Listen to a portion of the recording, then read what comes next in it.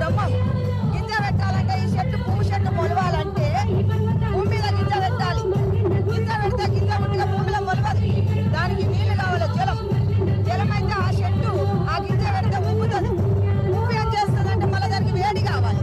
ఆ వేడి అయితే ఏం చేస్తుంది, బీజం మొలకెత్తు చిన్న ఎర్రగా ఋద్బీజం. ఆ ఋద్బీజం వచ్చిన తర్వాత దానికి ఏం కావాలి, గాలి కావాలి. గాలి అయితే విస్తరిస్తుంది. గాలి తోటి విస్తరించిన తర్వాత దానికి ఏం కావాలి, అవకాశం. అవకాశం అనే ఆకాశం, ఆకాశం అవకాశం అనే ఆకాశం. ఆకాశం ఎక్కడుంటది, మన ఆత్మ ద్వారా ఉంటుంది.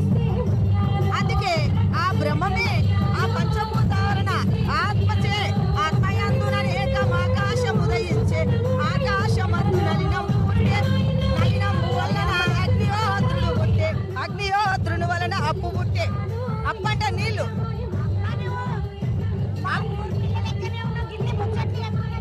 అమ్మా అయితే అప్పు వలన అవని అస్తలు ఉంటే, అవని అంటే ఈ భూమి, అవని అస్తలు ఉంటే ఈ భూమి అంటే నువ్వే. భూమి అంటే బతుకమ్మే, యమలత రెడ్డి. భూమి అంటే వేరే కాదు. ఆ భూమి అందు అవని అందు ఓషాదులు అమరముంటే. ఓషాదులు అంటే చెట్లు. ఓషాదులు అందున వలన అన్నము పుట్టే.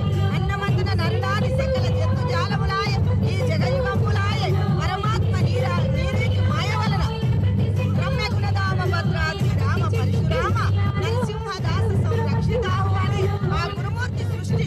ఈ సృష్టిలో ఈ బ్రహ్మం, ఈ బ్రహ్మమే పూలు, ఈ బ్రహ్మమే నువ్వు గౌరమ్మ. గౌరమ్మ సూష్ణరా నారాయణక్క ఎన్ని ముచ్చట్లు చెప్పిందో.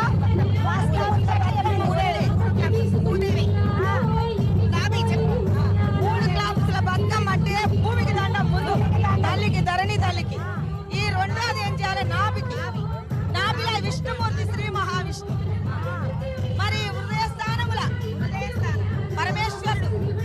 అనాథ స్థానం అమ్మయ్య లేదారని నీకు అంటారు. శ్రీ ఈశ్వరుడికి అమ్మ లేదు, అయ్యలేదు.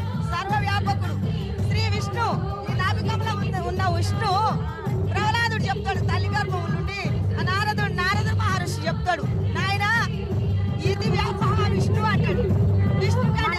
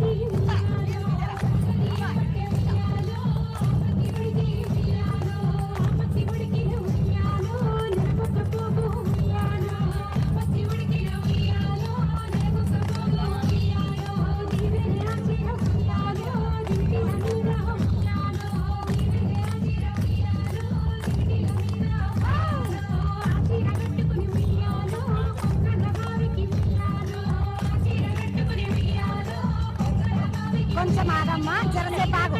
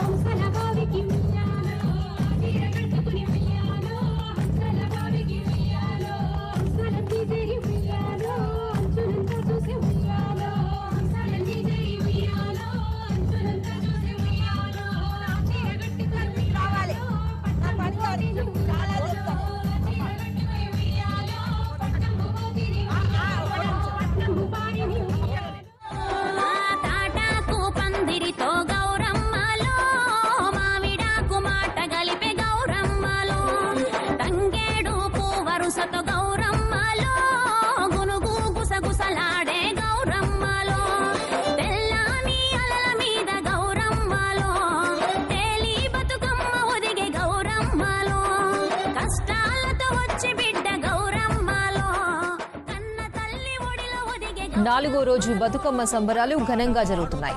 తీరొక్క పూలతో బతుకమ్మను పేర్చి ఆడుతున్నారు మహిళలు. ఇవాళ నానబియ్యం బతుకమ్మతో గౌరమ్మను కొలుస్తున్నారు. రవీంద్ర భారతిలో వేడుకలు అట్టహాసంగా జరుగుతున్నాయి. తెలంగాణ సంస్కృతి ఉట్టిపడేలా ఏర్పాట్లు చేశారు. ఉయ్యాల పాటలతో రవీంద్ర భారతి మారుమోగుతోంది. కార్యక్రమానికి సాంస్కృతిక సారథి చైర్మన్ వెన్నెల హాజరయ్యారు.